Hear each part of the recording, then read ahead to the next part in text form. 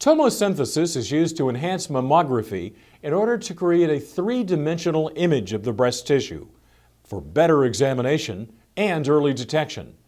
Dr. Johnson Lightfoote of Pomona Valley Hospital Medical Center explains this new imaging technique.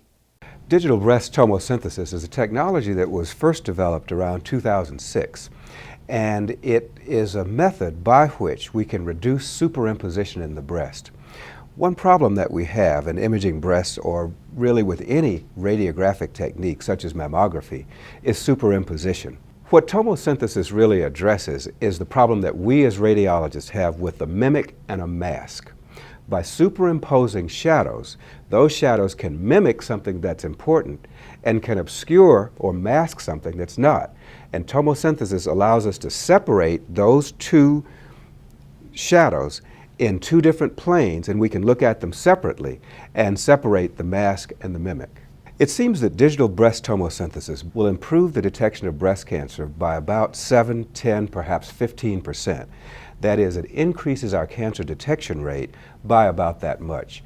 And so we do expect that we'll find a few more breast cancers, 7, 10% more, than we would have found using regular digital mammography, which was the antecedent of breast tomosynthesis. Another important benefit of tomosynthesis is that it reduces what we call mammographic callbacks. All women out there have had the experience of having a mammogram and two shadows are superimposed that give us as a radiologist the illusion that there is something there, when in fact there is not. But we have to call the lady back because we don't want to miss a breast cancer.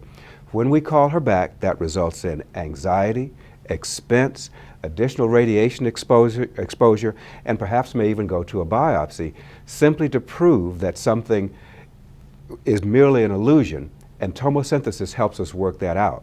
Here, on the order of 30 to 40% of callbacks may be eliminated by tomosynthesis based on research that was submitted to the FDA prior to its approval in February 2011. The initial studies on breast tomosynthesis were done on a wide variety of patients. Women differ in their breasts, primarily if we look at how dense the breasts are, that is, how much glandular tissue as opposed to fatty tissue. The initial thinking was that women with fatty breasts, or breasts that are very heterogeneous, intensely mixed fat and glandular tissue, would benefit the most, because these are women who have these shadows that not only can obscure a breast cancer, but can overlap and give the mimic of a breast cancer.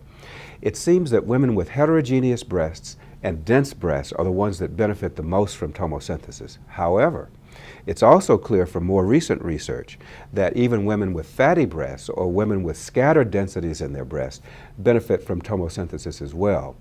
The greater benefit is achieved by women who have dense breasts, heterogeneous breasts. These tend to be women who are younger. In imaging, and in breast imaging in particular, we've been a substantial beneficiary of technological advances that have occurred over the 40 years of my practice.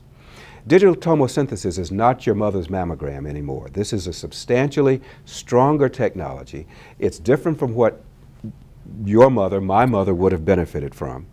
And it's a result of technological improvements that we've been able to incorporate into practice.